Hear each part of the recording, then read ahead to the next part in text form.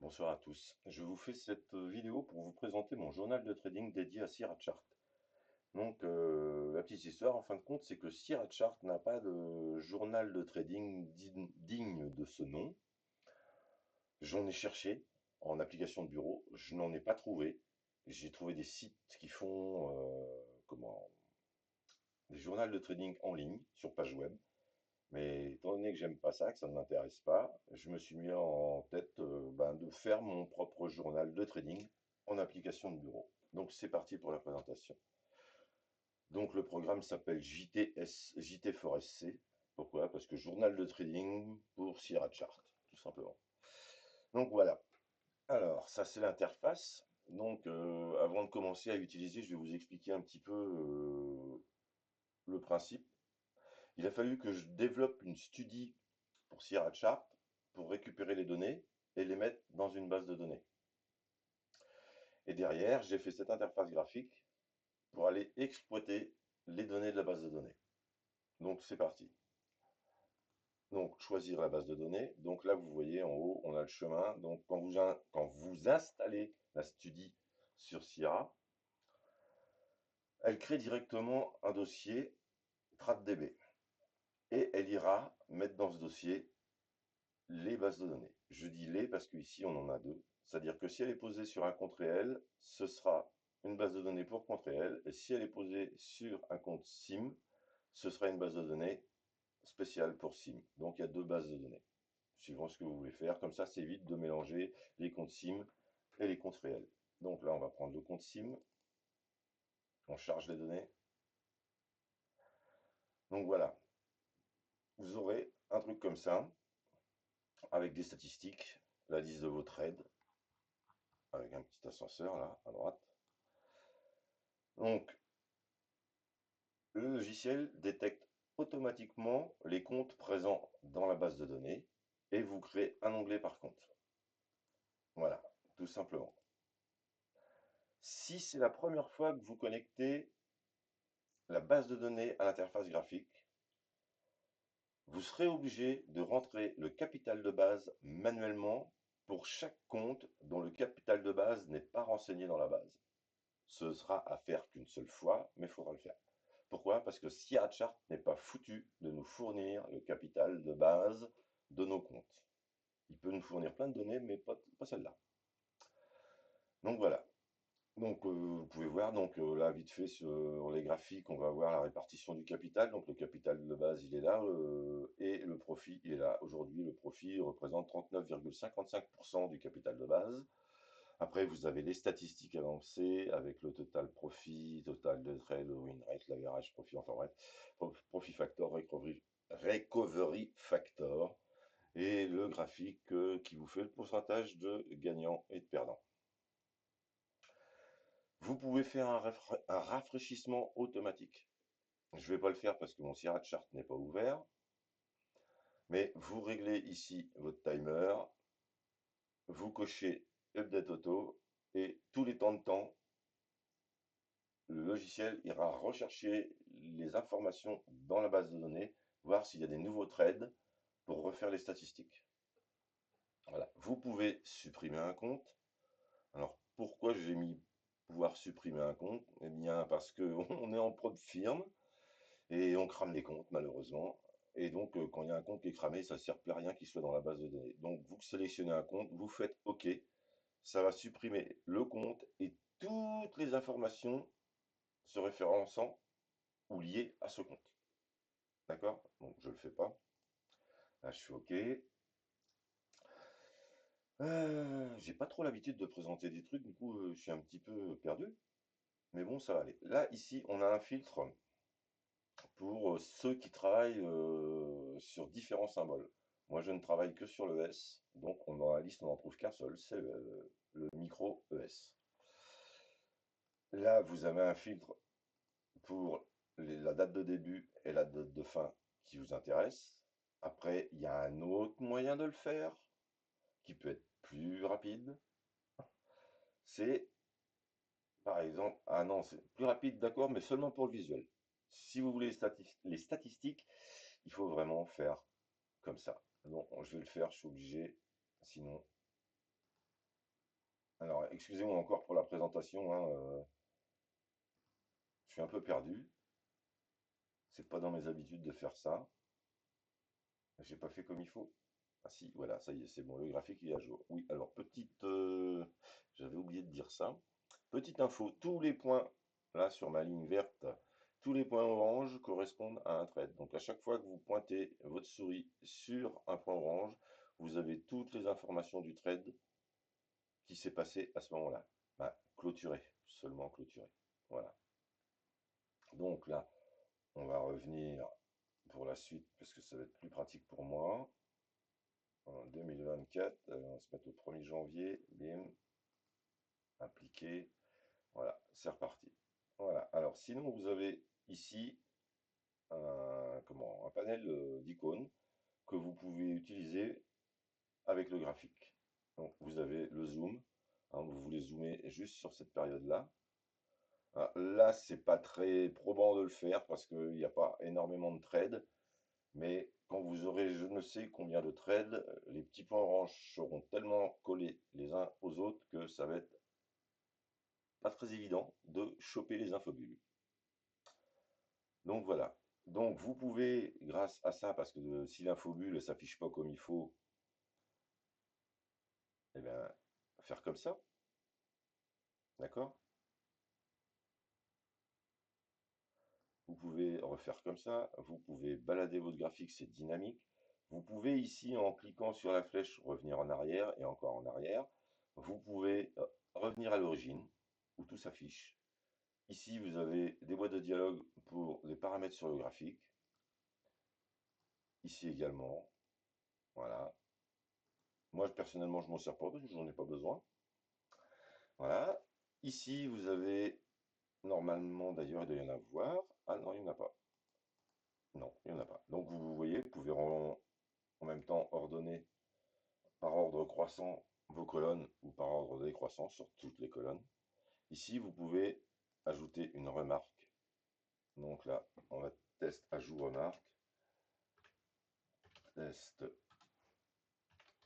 ajout remarque.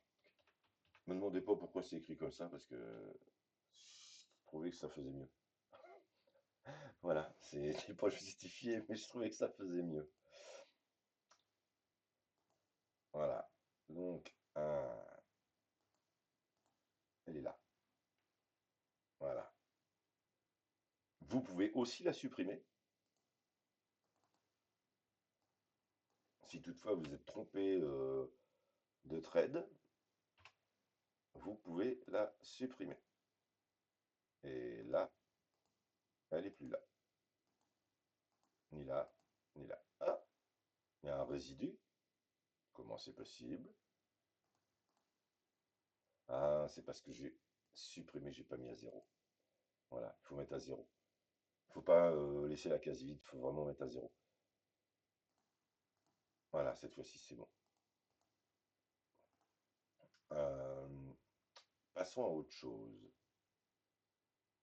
Donc, dans Fichier, on trouve quoi? On trouve les deux boutons, l'équivalent, pardon, des deux boutons pour choisir le fichier DB et charger les données.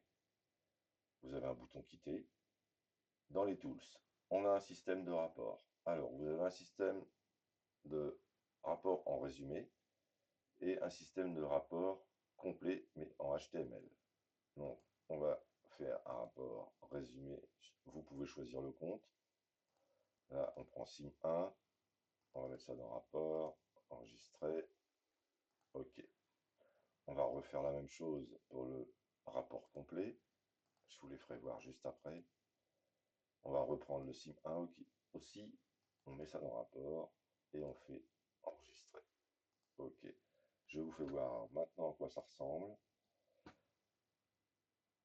Alors, hop, voilà, le rapport. Sur le rapport, vous avez toutes les infos et en plus la date à laquelle le rapport a été effectué. Voilà, donc c'est un truc tout bête, c'est le résumé. Donc il n'y a pas besoin d'en avoir des tonnes, c'est juste un fichier PDF avec votre courbe de performance et les statistiques de votre aide. On va prendre celui en HTML, et voilà, celui en HTML. Pareil, vous avez l'information de votre compte, vos statistiques avancées, vous avez les graphiques, vous avez votre courbe et vous avez la liste de tous les trades. Voilà. Donc,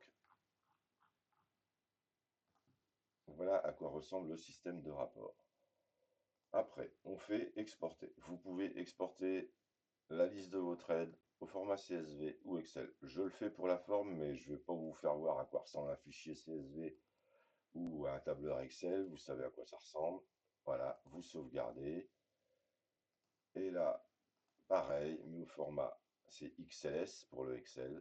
Voilà, on le remet là, enregistré. OK. Après, on a un calculateur de risque. Donc, vous mettez la balance du compte. On va partir à 50K. Voilà, 50 000. Pourcentage de risque, allez, on va dire 3%.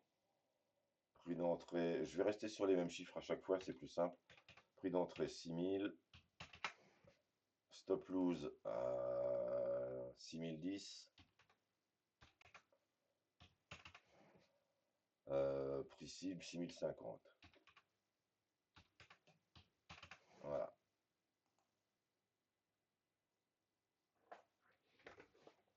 Il faut prendre, alors, taille de position optimale, 150 unités. Ça fait 15 mini. C'est gros 3% de 50 000, hein. Ça fait 1500 sur 10 balles. J'ai été gourmand. Bon, ok, c'était juste pour la démonstration. Voilà. Après, on a un calcul de prix moyen. Alors, vulgairement appelé moyen-âge à la baisse ou à la hausse. Alors, pourquoi j'ai créé cet outil? Parce que moi, il m'arrive de le faire pour lisser mon prix d'entrée. Et non pas pour faire du DCA ou un truc comme ça. Non, c'est vraiment pour lisser le prix d'entrée. DCA, j'ai pas trop confiance. Donc, on va faire un petit test. Donc, on est en buy, on rentre quantité, on va mettre 1.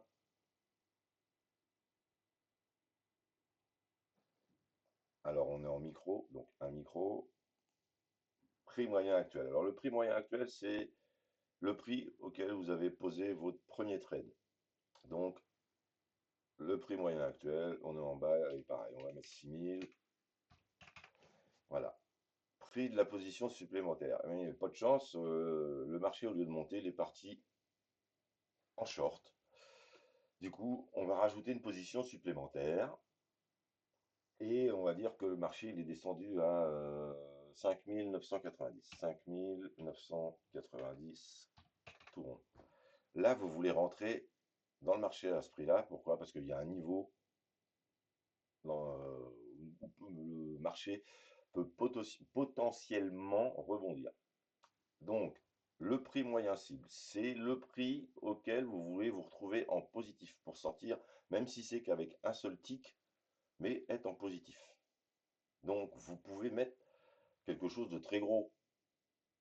Genre, vous voulez que ce soit au plus près des 5990 parce que vous sentez que, entre guillemets, ça sent pas bon. Donc là, bah, vous voulez que ce soit sortir à 5992. 5992.00. Les frais pour un micro, c'est 1,54. Voilà, calculé. Voilà. Grosso modo, faudra rentrer dans le marché 17 micros de plus. Et vous pouvez arrondir au supérieur, même mettre 18. Du coup, si vous mettez 18, vous sortirez plus vite qu'à 5992. Et vous serez positif. En gros, vous aurez sauvé votre trade si vous sentez que ça sent pas bon. Parce que ça peut servir à lisser son prix d'entrée, mais ça peut aussi servir à sortir un trade malchanceux. Voilà. Donc, petit outil en plus.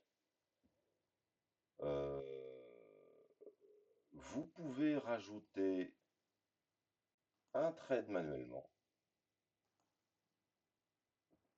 Pourquoi j'ai fait ça? Parce que il peut y avoir des couacs avec la Studi que j'ai développé. Et ça, c'est pas parce que je le fais exprès ou quoi, alors, c'est surtout les scalpers qui peuvent être impactés par ce genre de choses.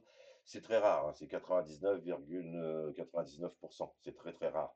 Mais ça peut arriver en cas de forte volatilité, où deux trades ont exactement les mêmes caractéristiques, et du coup, la studie va en mettre un seul dans la base de données, parce que pour elle, c'est le même trade. Donc, ça va faire un doublon dans la base, donc il n'est pas mis dans la base. Donc, si vous voyez le problème, vous rentrez manuellement le trade dans la base de données. Donc là, compte sim 1, on rentre à 21h28, on sort à 21h30. Symbole, alors dans mon cas c'est msh5.cme. Le prix d'entrée 1, 2, 3, 6000. Je reste toujours dans les mêmes chiffres, hein. Le prix de sortie 6050. Hop là, 6050. Le Profilous, vous n'êtes pas obligé de le mettre. Vous pouvez le renseigner si vous l'avez. Mais si vous ne le renseignez pas, il va être calculé. Quantité, pour les frais, je vais être pratique. Je vais mettre 10, ça va faire 15,42 frais. 15,42 frais, on est en bail. Remarque, vous pouvez le faire. D'ailleurs, je vais le faire. Test, ajout de trade. Évaluation, on va mettre 1, juste pour dire. Et là, on fait OK. OK. Putain, c'est incroyable. Bon, alors je vous le dis tout de suite, c'est pas le logiciel qui a un problème. C'est, je sais pas pourquoi, c'est le fait de faire la vidéo avec OBS. C'est la deuxième fois que je la fais la vidéo. Donc j'ai pas envie de la refaire une troisième fois juste pour un petit bug graphique. C'est à cause de l'enregistrement vidéo. C'est fou ça. Je l'ai refait en dehors, ça ne le fait pas. Je le refais là, ça le refait. C'est un truc terrible. Donc du coup, on va recharger les données. Normalement, ça veut... Non, c'est pas recharger les données. On va recharger le thème, pardon. Hop, on va mettre un thème bleu. Ah, ça, je vous ai pas fait voir. Bah, ça va être l'occasion. Voilà. Hop. Là, je remets le thème personnalisé. C'est un truc de fou. Donc, je vous assure que c'est pas un bug du programme. C'est vraiment le fait que je fasse la vidéo avec OBS. Bizarre. Donc, on en était... Ah oui, le trade a été rajouté. Voilà, il est là. Voilà. Et vous voyez, le Prufilos, il a été calculé automatiquement. Donc la suite. Alors pour ça c'est vu. Eh bien, c'est les thèmes. Bon, vous avez eu un aperçu. Donc en dur dans le programme, il y a un thème clair. Voilà. Alors ça pique les yeux, j'aime pas du tout. Je sais qu'il y a des gens qui aiment bien. Il y a un thème foncé. Ah, déjà ça va mieux. Il y a le thème bleu que vous avez aperçu. Ceux-là, ils ne changent pas. C'est les thèmes qui sont là par défaut. Et vous avez le thème personnalisé, que vous avez aperçu aussi parce que ben, j'ai remis comme il faut. Donc dans le thème personnalisé, vous pouvez régler tout ce qu'il y a sur la palette. Tout, tout, tout. Même là, les icônes, la taille des icônes là, qui sont ici, vous pouvez la régler. Et changer la couleur. Je ne sais plus où c'est. Les icônes, les icônes, les icônes. Ça, c'est là. Couleur d'icône. Voilà, c'est là. Vous pouvez changer la couleur. Là, on va faire un test rapide. On va juste changer le fond. Alors ça, je vais le récupérer parce que je vais remettre la même couleur. Voilà. Et là, on va mettre un méchant vert. OK. Et voilà. Donc, vous pouvez tout régler comme ça. Donc, je vais remettre le thème comme il était. Et hop. Et on sauvegarde. Et c'est bon. Eh bien, je pense que j'ai fait le tour de la question. Donc, si vous avez des remarques ou envie de voir des ajouts dans l'interface, pour ceux que ça intéresse, bien sûr, parce que ceux que ça intéresse pas, bah, ça les intéresse pas, donc ils vont pas en parler. Ah, j'ai oublié un truc. J'ai oublié ça. Là, vous pouvez avoir un affichage au mensuel, donc ça vous change directement le graphique, là. Vous pouvez en avoir un affichage en hebdomadaire et vous pouvez revenir au global.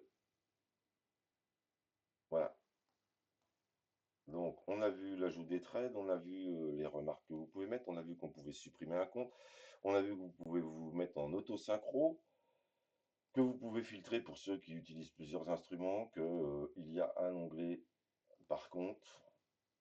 On a vu tous les outils, on a vu le système de thème. Donc voilà, en espérant que, ben, ça intéresse du monde. Sinon, ben, c'est pas grave, hein, je l'aurais fait pour moi.